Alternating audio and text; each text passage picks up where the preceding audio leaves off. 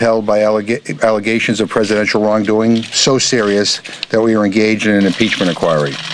While none of us ran for office to impeach a president, everyone on this stage agrees that we have put into place a fair series of procedures to govern how this process moves forward. These procedures are guided by the precedent Congress set under previous impeachment. They guarantee protections for the president and his counsel that were not expressly provided during prior impeachments, and they lay out a clear path forward so that the American people can hear firsthand the serious and alarming allegations about President Trump's abuse of power. I'm proud of the resolution we put together. I believe that it will withstand the test of time. I'm proud of the work of the Rules Committee, and even though it got somewhat contentious last night, I want to say I'm proud of the way all members, Democrats and Republicans, conducted themselves. There was no live streaming and narration during the markup. Nobody stormed the committee. Nobody seized a microphone. People behave, I think, in a way that is respectful of this institution, and I appreciate the cooperation of Ranking Member Tom Cole and the other Republicans as well. I want to thank all the committee chairs here for their hard work to uncover the truth on behalf of the American people. This vote is a victory not for any of us, but on behalf of the constituents who sent us here and who demand that we follow the facts and uphold our oath. I also want to thank the courageous civil servants who have come forward to testify so far, many in contradiction of this administration's attempts to silence them and at great risk to their own career. Let me conclude with this. I truly believe that 100 years from now, historians will look back at this moment and judge us by the decisions we are making here today. At the end of the day, this resolution isn't about Donald Trump. It isn't about any of us. It's about our Constitution, and it's about our country. And now I'm happy to yield to the distinguished chair of the Select Committee on Intelligence, Adam Schiff. I thank the gentleman for yielding. This is a solemn day in the history of our country when the president's misconduct has compelled us to continue to move forward with an impeachment inquiry. The resolution today sets out the procedures going forward with that impeachment process. The Founding Fathers understood that a leader might take hold of the Oval Office who would sacrifice the national security, who would fail to defend the Constitution, who would place his personal or political interests above the interests of the country. They understood that might happen.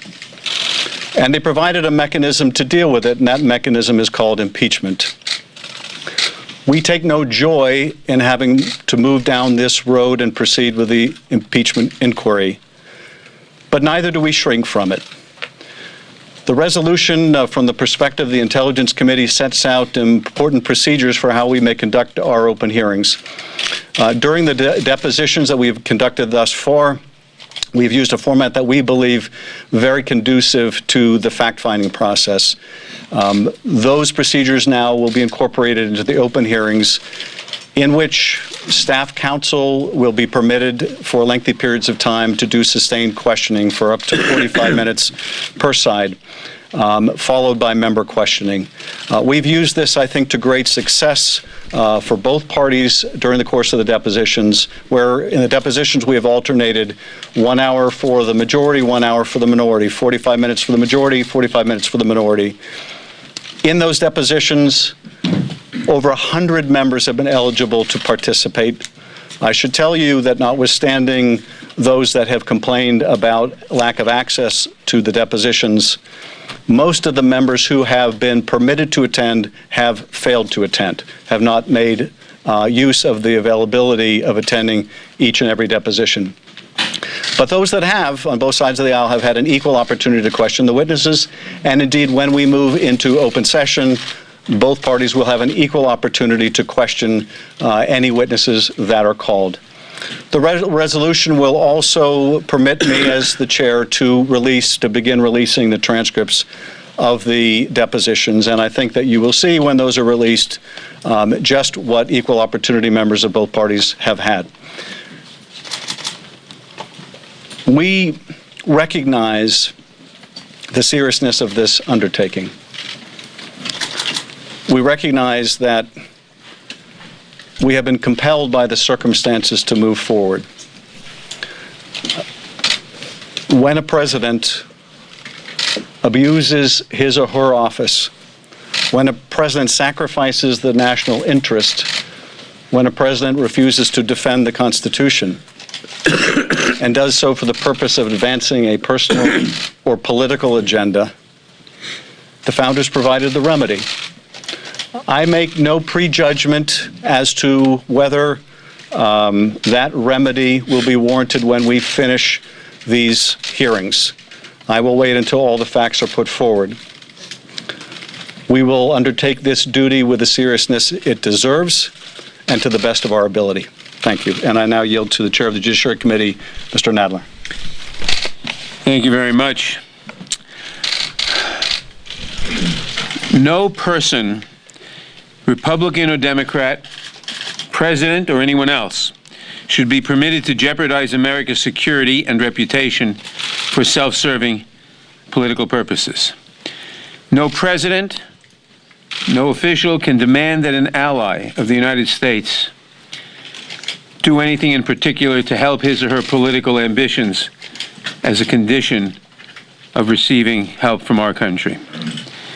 If, after a fair and thorough inquiry, the allegations against President Trump are found to be true, they would represent a profound offense against the Constitution and against the people of this country.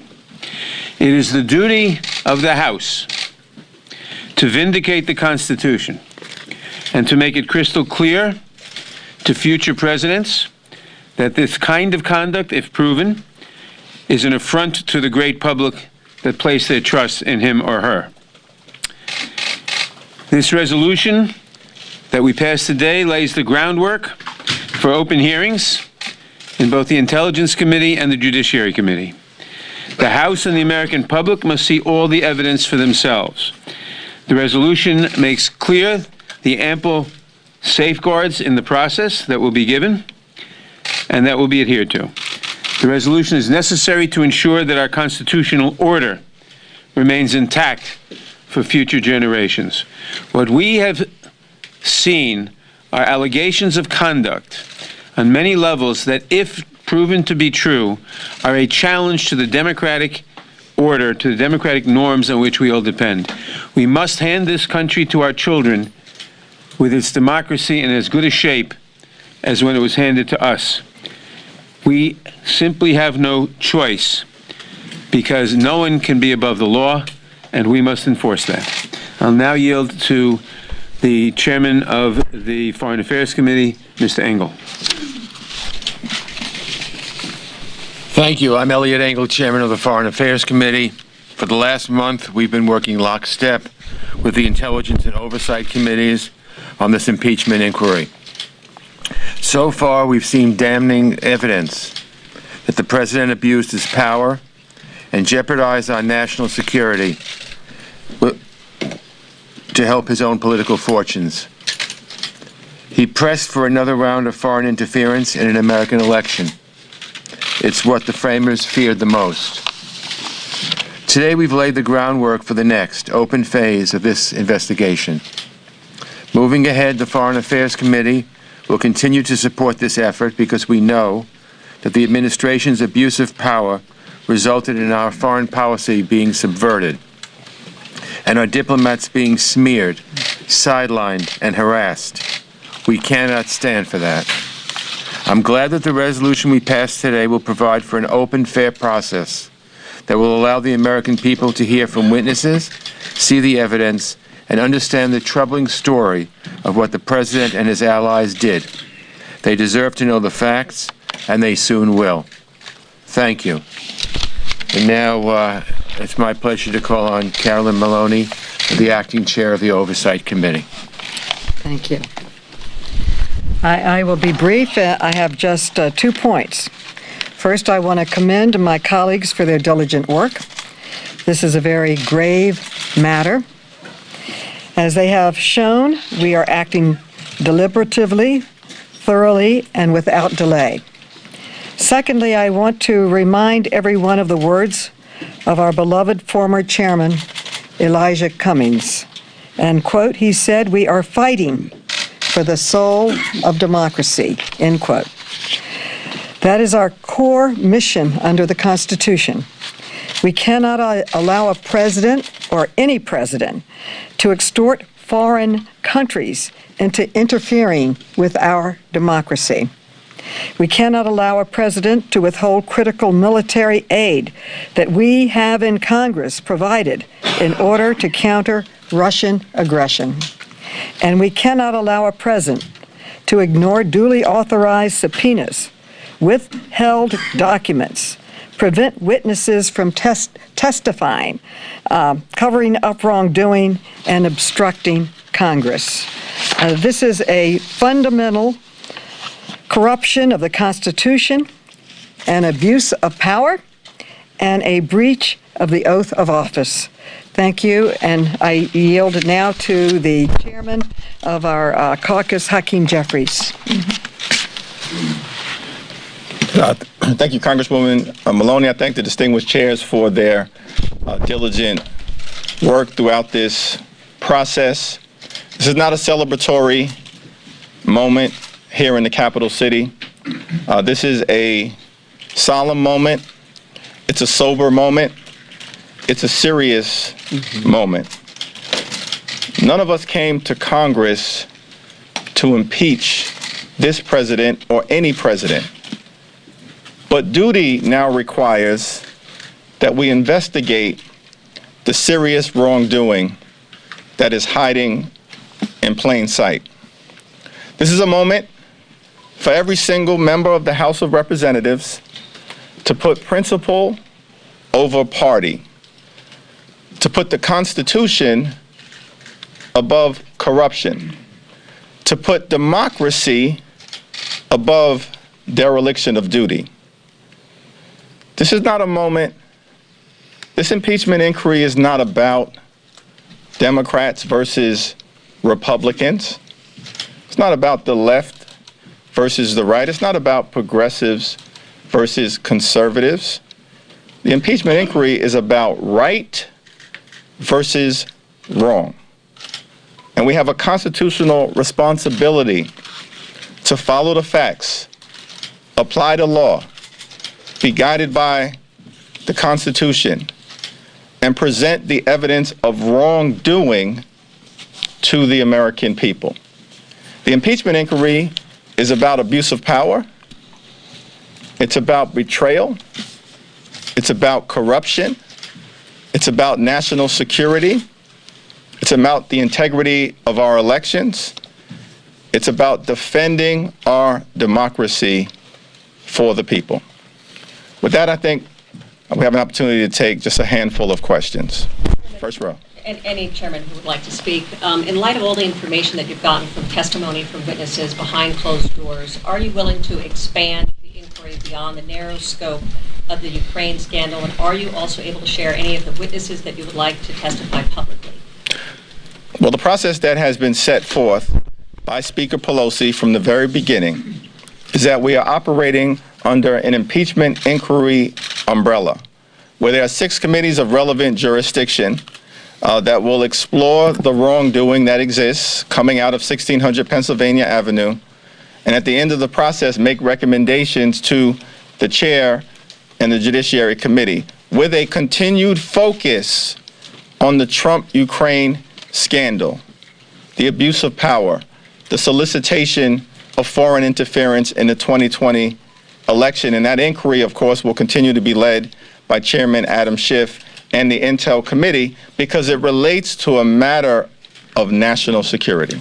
But to expand on your question, we're not going to speculate on that now, but we'll see what happens. Can you identify any witnesses to come before the public? We're not going to speculate on that now. If you could go to the mic, sir. Now that the resolution has passed, when can the American people expect to see open hearings? Might it be as early as the week after next? That you should really ask Chairman Schiff, and it depends on the speed with which things go there, and I can't answer that question. How crucial is John Bolton's testimony to building the public case that you hope to build against President Trump? Again, you should ask Chairman Schiff that, but obviously any testimony is very important testimony, especially from someone so located, so crucially located. Front row. Chairman, You say that you have the right to impose appropriate remedies if you determine that the president is unlawfully blocking witnesses. What do you mean by that? Well, it's elementary that where one party to a litigation unlawfully blocks the investigation, as this president has been doing, although we hope he won't continue doing it. You may have to take some steps. We may have to draw adverse inferences. We may have to do other things. We'll see. What kind of punishments are you considering? I'm not considering anything at the moment. We'll see what happens. Third row. Chairman, how do you interpret the way Republicans voted this morning and the fact that 2 Democrats voted with them on the resolution? I interpret that the Republicans are ignoring evidence that they don't want to see a proper investigation. Period. That's all I can draw. Last question. Last question. It's okay, go ahead. All right, 2 questions then. First of all, Chairman, now, how long do you believe House Judiciary will need once you receive reports? And obviously, I think it's important for the American public to understand the timeline here, if at all possible. And then, for all of you who supported this bill. I'm sorry? For everyone on here, this bill has more ability for the president once this reaches the Judiciary Committee than the Intelligence Committee. That's something that Republicans have a problem with. Why have those different abilities for the president in Judiciary than Intelligence? Well, your first question was the timeline. Yeah. I don't know. We don't know. It depends. It depends on obviously how many witnesses, etc. I can't speculate on that. The second question is: remember, the Intelligence Committee is doing a basic investigative job, a job that in past impeachments was done by the Starr Commission or by the Irvin Committee, etc. Once it goes to Judiciary, it's a different stage, and it's a different stage. It's not the initial fact-finding stage, and it's proper that the president have more recourse at that point. Now remember, the minority, the Republicans, have the same rights and have rights to call witnesses, to examine witnesses, etc. in Intel. They will have the same rights in Judiciary. But once it gets to Judiciary, if we're carrying on an impeachment, if there's been a recommendation for an impeachment and we're carrying on that investigation, that inquiry at that point, then the president ought to have more rights than in the initial fact-finding stage. President yesterday directed his Republican defenders to focus on substance. That's what House Democrats have been doing from the very beginning, and we invite our Republican colleagues, pursuant to the direction of the president, to do the same. What is this all about? Congress, on a bipartisan basis, allocated $391 million to Ukraine in military and economic assistance because we deemed it in our national security interest. Ukraine right now is under attack from Russian-backed separatists. Ukraine is a friend, Russia is a foe. Ukraine is a democracy, Russia is a dictatorship. The United States may very well be the only thing standing between Vladimir Putin and Ukraine being completely overrun by Russia as part of his fantasy to reconstruct what he views as the glory days of the Soviet Union. In that context, Congress allocated the $391 million in a bipartisan fashion. In February, the administration wrote to Congress and said the aid is on the way, but it never showed up. And then in May, the Trump Department of Defense wrote to Congress again and said the aid is on the way. And in that letter said all necessary preconditions have been met by the new Ukrainian government, including the implementation of anti-corruption protocols. That was in the letter that was sent by Trump's Department of Defense in May. And yet the aid never showed up. Twice during the summer, Mitch McConnell called up the Trump administration and said, where's the aid? Mitch McConnell couldn't get a good answer. And then on July 18th, at the White House, the Office of Management and Budget holds a meeting.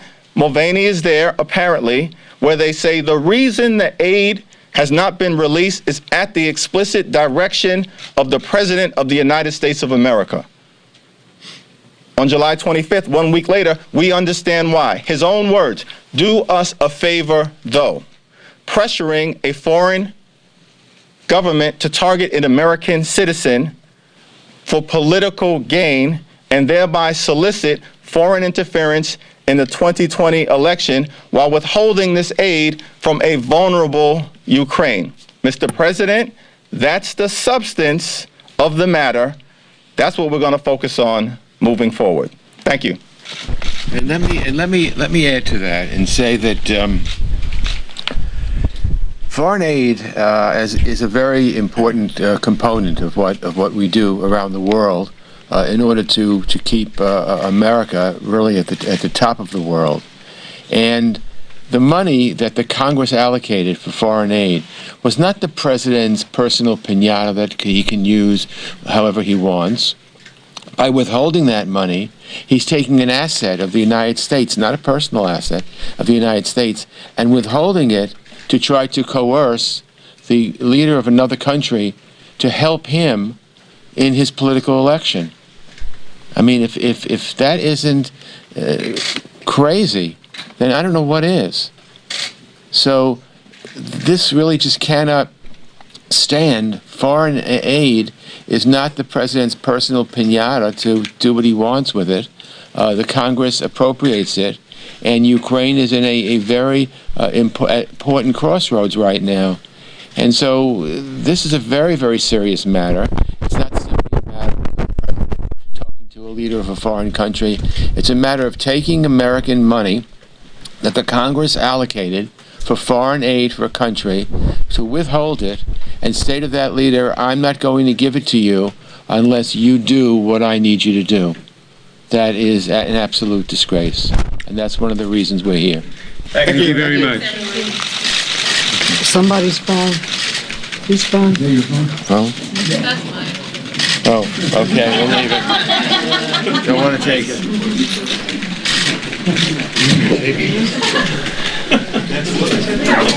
Somebody's phone.